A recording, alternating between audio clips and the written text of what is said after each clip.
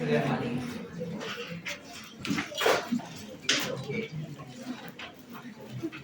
when we talk about yesterday's work, what did we said is, if suppose ये कोई इंसान है, okay,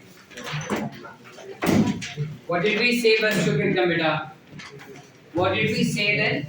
This particular person will have something called as buccal cavity, that is nasal cavity, and will also have nasal cavity. Buccal cavity and nasal cavity will be attached together like this. Yes or no? Yes. अब इसमें you have a particular structure which tends to open up like this.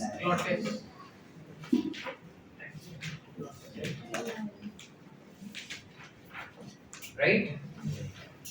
Here you have something called as larynx is present. Right? This will be your nasopharynx. Yes. This will be your oropharynx. This will be laryngopharynx, which is nothing but glottis, and will have a cartilaginous covering, and that cartilage is of epiglottis. Epiglottis is composed of which type of cartilage? आसान हो गया चीज. अब यहाँ से जब इंसान ने खाया हुड़ुक, तो सीधा गया खाना larynx में. Good. So it goes to which is पीछे के तरफ, because epiglottis will cover that, right?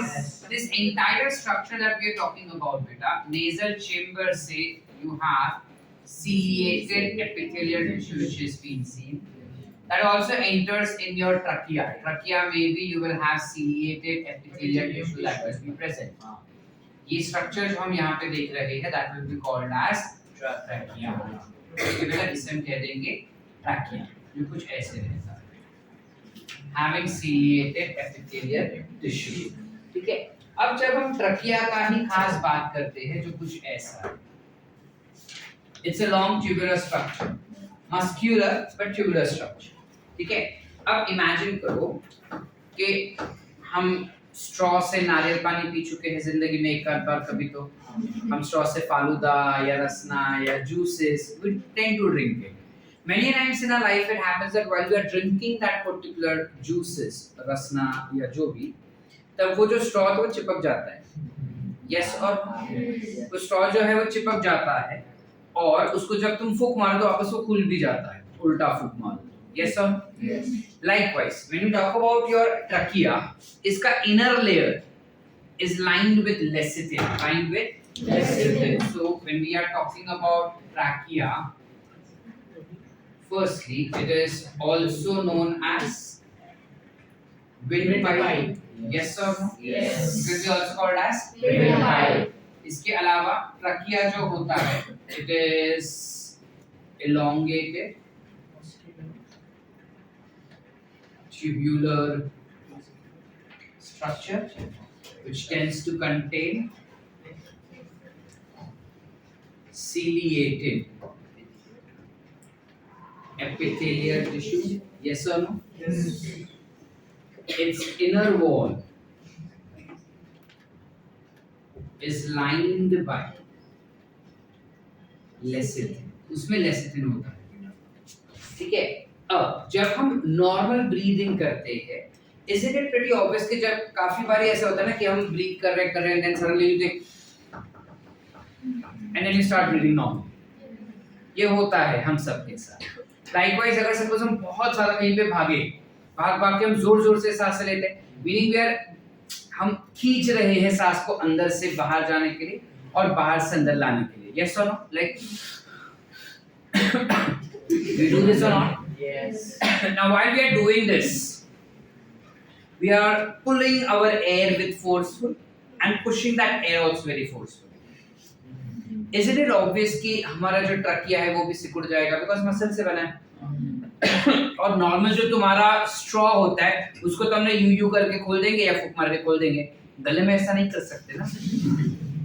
Practically not possible. इस वजह से, और एक तो पहली बात कि प्रैक्टिकली पॉसिबल नहीं है. दूसरी बात, अगर ये सिकुड़ गया ना बेटा, अगर ये चिपक गया तो अंदर लेसिथिन पड़ा है. What is lecithin? It's a lipid, phospholipid. So जब लिपिड चिपक जाएगा तो उसको खोलना नामुमकिन हो जाएगा हमारे लिए, चिपक ही जाएगा एकदम से. इसलिए इस ट्रैकिया के ऊपर एक सी शेप का इनकम्प्लीट कार्टिलेजिनस रिंग लगाया जाता है, कुछ ऐसे.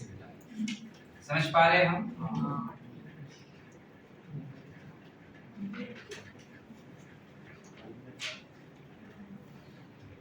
Something like this you will have.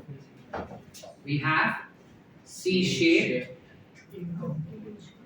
incomplete cartilaginous ring on trachea. Which cartilage will be present? Elastic cartilage. Why is this ring present? So that it tends to get some kind of strength while breathing is taken place. Are we clear? Any doubts? No. How does it appear like? तुम इधर touch करो, तुमको ऐसा देखो ring ring दिख रहा है? That is nothing but trachea. इधर गोटी है ऊपर, गोटी से थोड़ा हाथ नीचे करेंगे तो देखो रिंग रिंग हाथ में आता है अपने को, है ना? कुछ रिंग रिंग हाथ में आ रहा है. That ring ring is nothing but your trachea which has some cartilage present on there. इसके अलावा वॉशिंग मशीन देखा है जिंदगी में हमने, उसके पीछे वो ड्रेनेज पाइप होता है व्हाइट कलर का, उसको तुम टच करो कैसा फीलिंग होता है? एग्जैक्टली सेम वैसा फीलिंग है. मतलब when we dissect lungs and trachea in classroom you will be able to feel that as well. ठीक है कि ये जो ऊपर का पाइप होता है ट्रकिया होता है वो एग्जैक्टली वैसा ही पाइप होता है. Are we clear? Yes. Yes or no? Yes. Can I go ahead? Yes. Okay. So that is with regarding your trachea.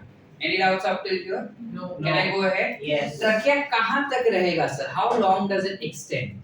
So your body when we talk about, अगर suppose ये कोई इंसान है,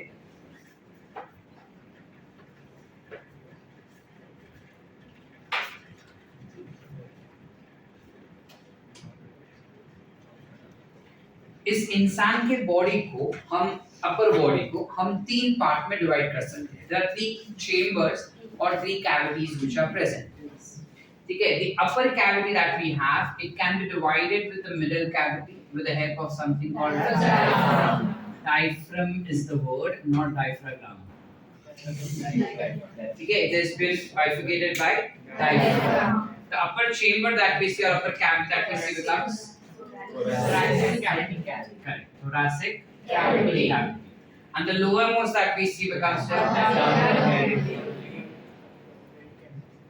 abdominal cavity. Exact नीचे के side यहाँ पे this region that we see is called as pelvic cavity. Pelvic cavity में सिर्फ reproductive organs होते हैं और कुछ नहीं. Abdominal cavity में हमारे stomach, intestine, liver वो सब रहेंगे. Important. Majority of the important vital organs are present in your stomach cavity, that is abdominal cavity. Thoracic cavity is where your lungs is located. ठीक है?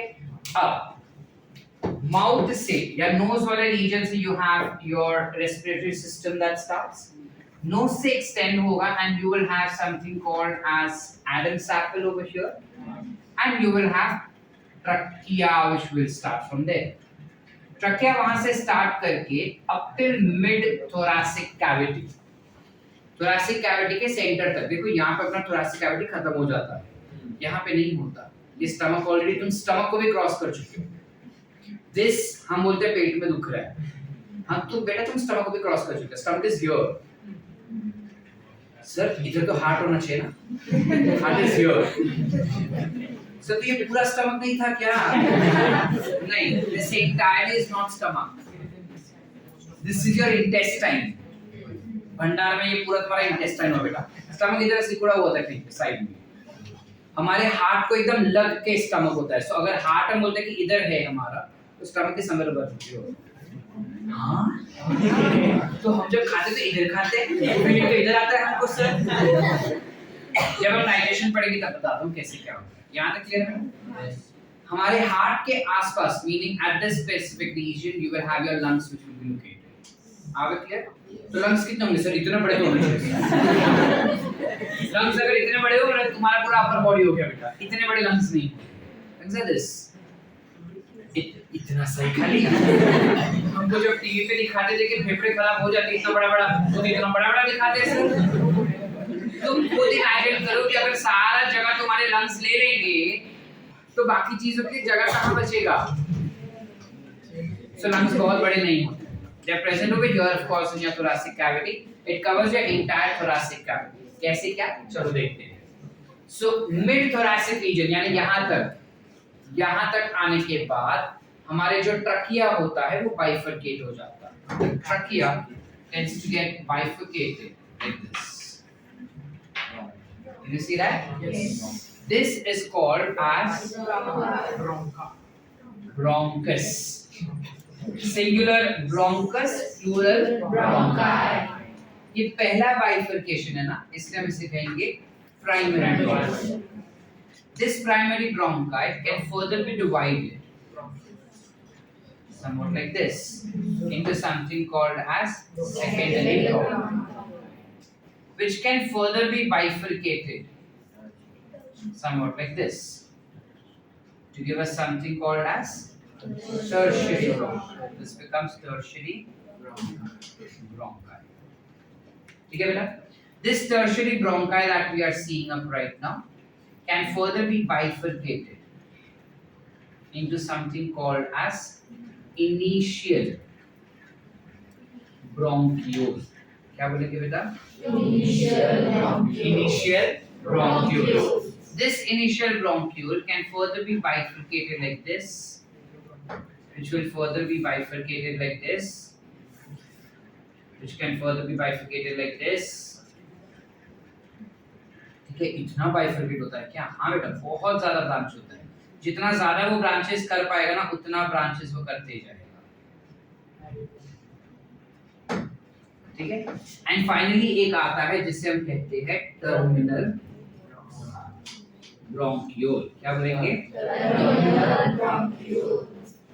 टर्मिनल ब्रोंकियोल जो रहेगा वो आगे जाके थोड़ा और कुछ ऐसा बाइफरकेट हो जाता है एंड उसके ऊपर कुछ कॉटन जैसा स्ट्रक्चर लगता है, correct, which is called as alveoli. आगे क्लियर बेटा? यस। इस एल्वियोलाई को अगर मैं जूम करके देखूं तो कुछ ऐसा स्ट्रक्चर होगा। Within this alveolar cavity, you will have lots of sac-like structure which will be present, which will be called as Alveolar sac. Correct.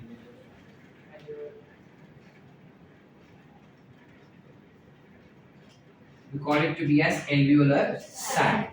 इस alveolar sac के अंदर there will be exchange of gases through blood and all, और वो gases exchange होने के बाद कुछ ऐसा structure हमको बन के मिल सकता है।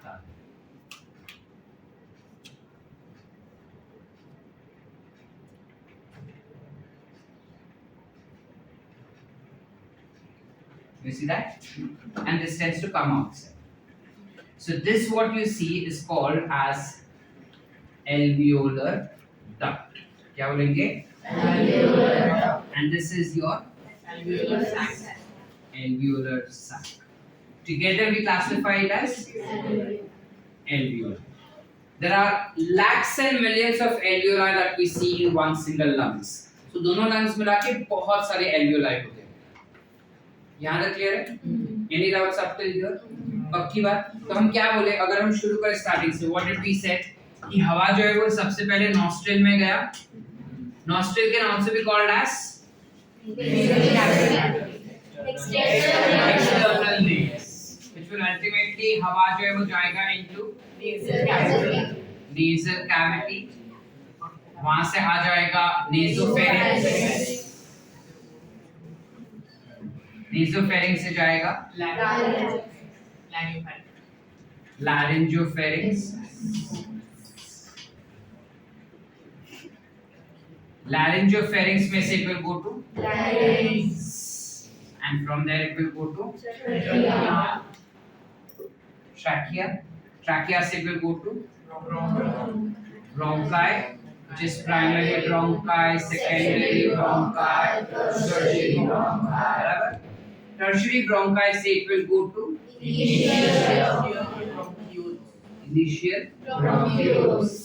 initial bronchiole के बाद it will go to terminal bronchiole. Terminal bronchiole से it will go to alveoli duct, and from there it will go to alveoli, alveolar sac, which is alveoli. Any doubts? No. पूरा सब कुछ clear? Everyone? Yes. Any doubts? हाँ बेटा. Sir alveolar duct जो है वो blood carry करता है या ये एयर? Air. पर ब्लड वेसल्स कहाँ पे लाइन होते हैं फॉर ऑक्सीजन एक्सचेंज? चैप्टर खत्म हो गया. चले? कुछ सब बता दो. बता दो. चलो, आगे क्या? धीरे-धीरे मूवी का मजा आता है ना, तो तुम मजा लूटो. अब तक जो पढ़ा है उसमें कुछ डाउट है तो पूछो कि सर ये चीज नहीं समझा. चले? नहीं समझा? चलो. जब हम इन स्ट्रक्चर्स का बात करते हैं, इसमें starting from your nostril up till your terminal bronchiole, starting from nostril up till terminal bronchiole is called as conducting part of your respiratory system. It is called as conducting system or conducting part of respiratory system. Whereas these two, that is alveoli and alveolar duct, is called as exchange part of your respiratory system. क्या मतलब sir? पहली बात, कल के lecture में हमने देखा कि हम ब्रीदिंग ही क्यों कर रहे हैं. Why are we breathing?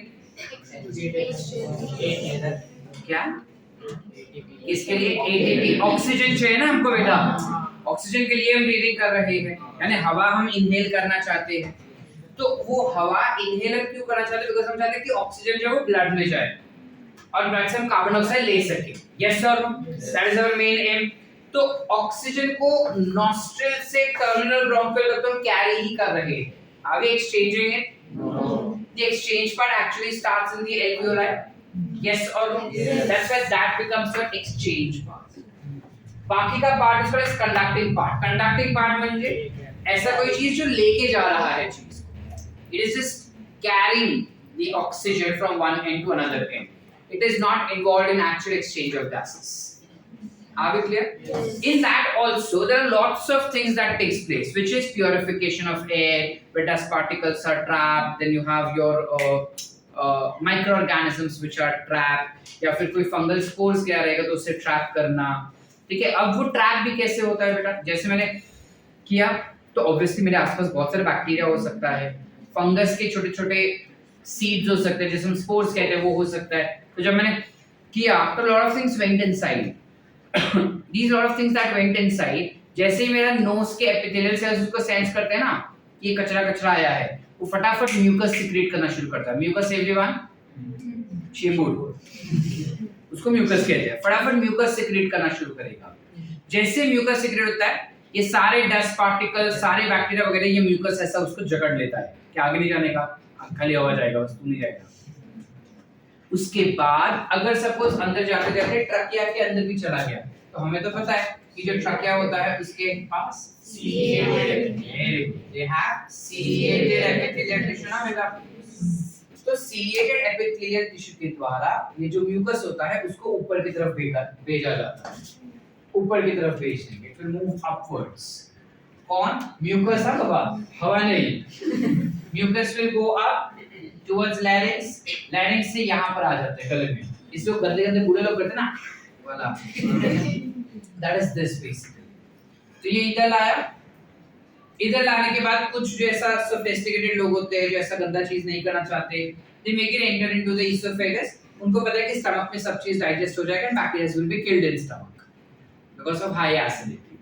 लेकिन जो बेशरम लोग होते हैं वो इसको क्या करते हैं? So basically सीलिया का काम क्या है यहाँ पे? एक तो चीज को ट्रैप करना और म्यूकस को बॉडी से बाहर फेंकवाना. So it goes upward movement. ये हमको पता है सर, बताना क्यों पड़ रहा है आपको? ये बताना मुझे इसलिए पड़ रहा है बिकॉज ज्यादातर जब हम सीलिया का बात करते हैं Cilia is responsible for making something enter inside or move from one place to another. But here it's the only place in your body where cilia is making things move outside the body. That's why ये movement हमें पता होना चाहिए. चले आगे बेटा, समझ पा रहे हैं यहाँ तक? So जब ये चीज हो रहा है तब साथ साथ में कंडक्टिंग पार्ट एक और इम्पोर्टेंट चीज करता है, which is what? इस वक्त जो तुम सांस ले रहे हो जोर जोर से, लो फटाफट. नाक में ठंडा ठंडा लगा? Why? Because the temperature of air is 24 degrees Celsius.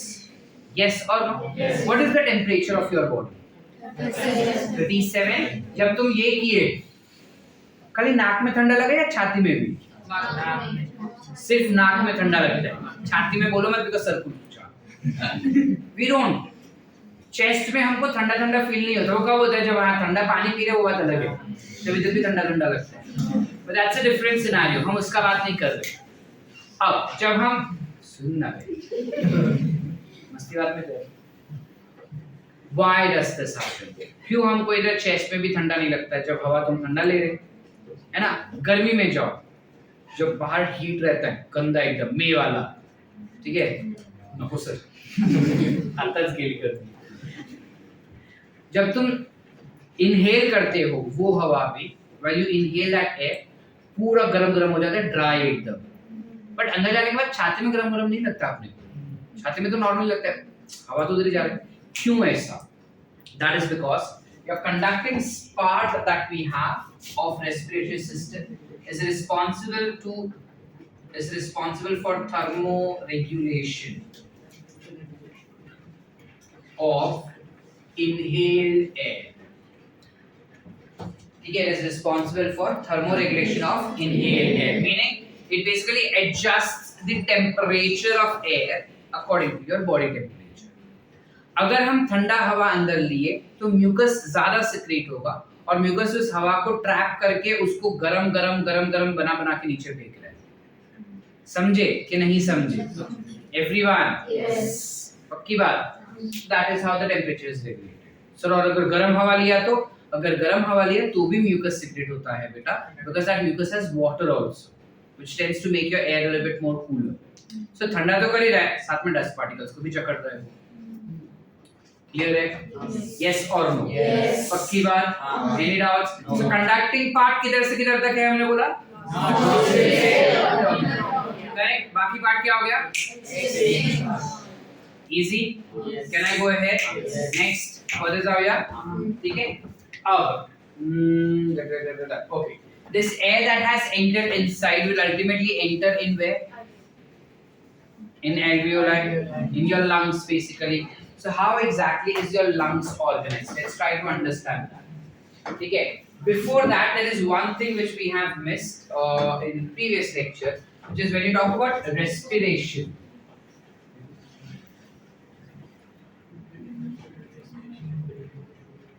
जब हम रेस्पिरेशन का बात करते हैं बेटा, हमारे बॉडी में 3 टाइप के रेस्पिरेशन होते हैं. The very first respiration that we have is called as external respiration. The second that you have is called as internal respiration, and the third type of respiration that you have is cellular respiration. When we talk about external respiration, it is normal breathing that we see, inhalation and exhalation of gases. Internal respiration क्या होगा?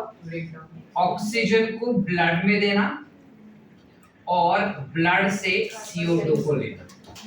This becomes internal respiration. समझ पा रहे या नहीं समझ पा रहे? जब हम also इस ऑक्सीजन को ब्लड में जाना, ब्लड से टिश्यू में जाना, टिश्यू से ब्लड, ब्लड से CO2 बाहर. Yes. This is called as internal respiration, जो अंदर हो रहा है. Cellular respiration क्या होगा? It will be the mechanism for ATP production, जो हम इस चैप्टर में नहीं पढ़ने वाले हैं. हम इस चैप्टर में सिर्फ ये 2 ही चीज पढ़ने वाले हैं, which is internal and external respiration. Cellular respiration के लिए हमारे पास दूसरा एक पूरा चैप्टर है, हम वहां पे पढ़ेंगे, यहाँ पे. चले आगे. सो फर्स्टली एक्सटर्नल रेस्पिरेशन के लिए इट इज वेरी इंपॉर्टेंट कि हमें पता हो कि हमारा लंग्स किस तरीके से और कैसे ऑर्गेनाइज है। So our lung is a muscular organ again.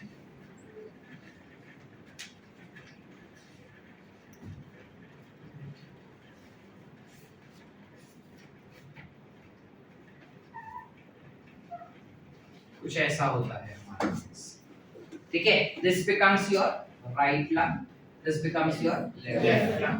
Are we clear everyone? Camera में दिख रहा है, रिकॉर्डिंग में? ओके। जब हम राइट लंग का बात करते हैं और लेफ्ट लंग का बात करते हैं, ध्यान से देखो, can we see that right lungs are slightly larger as compared to left lungs, because that is how it is organised. हमारे राइट लंग्स लेफ्ट लंग से थोड़े बड़े होते हैं साइज में, ठीक है। चले आगे। राइट लंग जो रहता है बड़ा होने की वजह से उनके पास 3 लोब्स होते हैं। 3 लोब्स यानी क्या? 1 2 3 जुड़ जुड़ के एक स्ट्रक्चर बनना। These 3 lobes are seen because we tend to observe certain depressions on them. We observe some fissures. ये जो हमको यहाँ पे दिख रहा है, this is called as, इसको you call it as oblique fissure। क्या मिलता है बेटा? Oblique fissure मतलब कट बेसिक, ठीक है। कट को हम कहेंगे फिशर। सॉरी, फिशर माने जॉइंट, फिजन यानी कट, फिजन बाइनरी फिशर, ठीक है। तो एक अपने को जॉइंट जो है यहाँ पे दिखता है और दूसरा यहाँ पर भी। This will be called as horizontal fissure. Are we clear? Yes. Everyone? Yes. चले आगे। जबकि राइट लंग्स का जब हम बात करें बेटा, राइट लंग्स के पास एक ही होता है कुछ ऐसा, which is what? Left, which will be nothing but oblique fissure, obligate नहीं बेटा, oblique fissure। Are we clear? Yes. Yes or no? Yes. Everyone? Yes. Can we see this particular space over here? Yes. This, yes, this space is called as mediastinum। क्या बोलते हैं बेटा? Mediastinum. Your heart is placed at this location। इस जगह पे हमारे heart को रखा जाता है। चलो आगे। जब हम हमारे लंग्स का बात करते हैं, कोई भी वाइटल ऑर्गन होने दो, heart, stomach, lungs, kidney, whatever, it will always have a protective covering around itself. उसके आसपास हमेशा एक प्रोटेक्टिव कवरिंग होता है। तो वैसे ही लंग के आसपास भी एक प्रोटेक्टिव कवरिंग होता है। एक प्रोटेक्टिव कवरिंग जो है वो लंग्स को एकदम चिपक के रहेगा, कुछ ऐसा।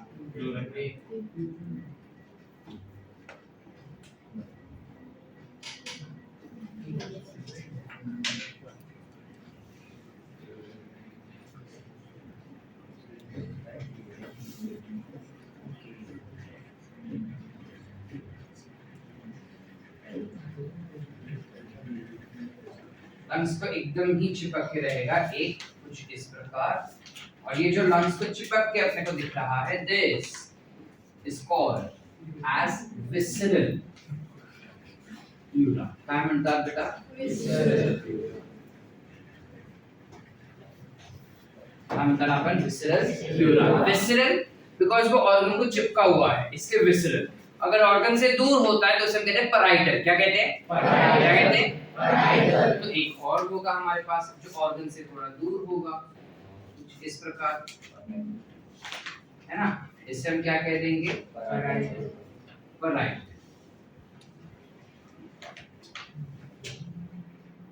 समझ पा रहे? You have visceral and parietal. और इसके बीच में, अच्छा लिख देते पहले हम यहाँ पर, this becomes your parietal pleural। Are we clear? Yes. Yes or no? Yes. In visceral or parietal pleural के बीच में, can we see there is a space which is called as pleural cavity। क्या म्हणतात? Pleural cavity. इस cavity के अंदर fluid भरा होता है। You have this entire thing filled with some fluid.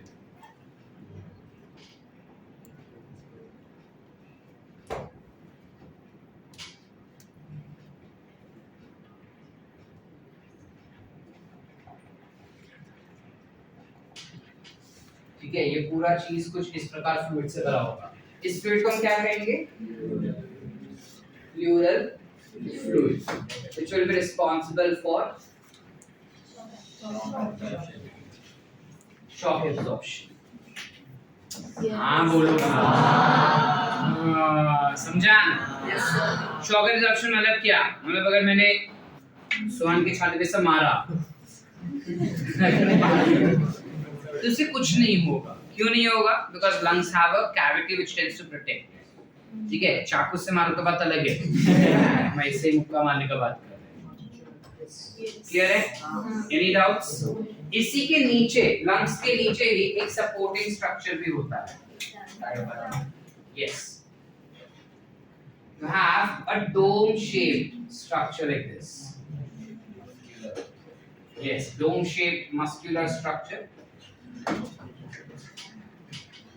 which will be called as diaphragm. This diaphragm is muscular.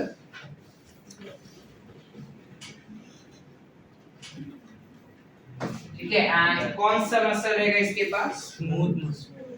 Correct. It will be composed of smooth muscles. Are we clear? Yes. Yes or no? Yes. All clear? Yes. Any doubts? No. लक्षात रहे? ये सारे चीजें इकट्ठा मिलके बनाएगा air tight thoracic chamber. अभी तक बना नहीं है, कल बनेगा। ठीक है? ठीक है। समझ पा रहे हैं? यस और नो बेटा? क्लियर है यहाँ तक? पक्की बात? कितना लिखे पहले? ठीक है, इसमें खाली एक चीज था, इसमें खाली एक चीज था कि जो इनहेल करते हैं हम हवा, क्यों उसको बॉडी टेम्परेचर के समान रखने का जरूरत है? Why do we want that air to be at the same temperature as our body temperature? We are warm blooded, तो ब्लड को वार्म करो, हवा को।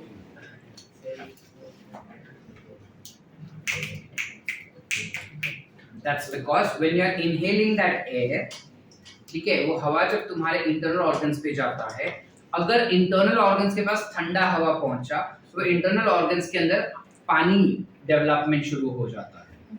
ठीक है, that air will precipitate because there is heat. So when air precipitates, it will form what? Water. जैसे वो water form करेगा, पानी भर जाएगा ना छाती में। जैसे वो पानी भर जाएगा, ultimately it leads to a condition called as pneumonia. That's why it is very important that you bring it to the normal temperature and then let it inside towards the lungs. इस वजह से जब तुम हवा बाहर भी छोड़ते हो ना, नाक से ऐसा रख के हवा बाहर छोड़ के देखो, गर्म हवा पास होता है। ठीक है, और थोड़ा देर और अगर ऐसा रखा ना तो हाथ पे पानी पानी भी लगता है, which states that whatever air that gets condensed inside, that is released outside in the form of vapors again.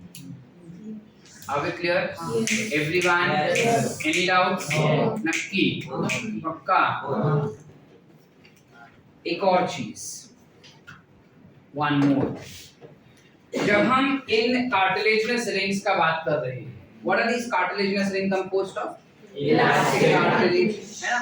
ये elastic cartilaginous ring कहाँ तक होता है? So it starts from trachea. From trachea it will start and retain up till initial bronchi. ठीक है, यहाँ तक you will have C-shaped rings. ठीक है, इसके बाद टर्मिनल और एल्वियोलाई डक्ट के पास ये नहीं होगा। Did we understand the reason क्यों हमको ये रिंग्स का जरूरत है? क्या काम कर रहा है ये रिंग्स? लिखे? चलो,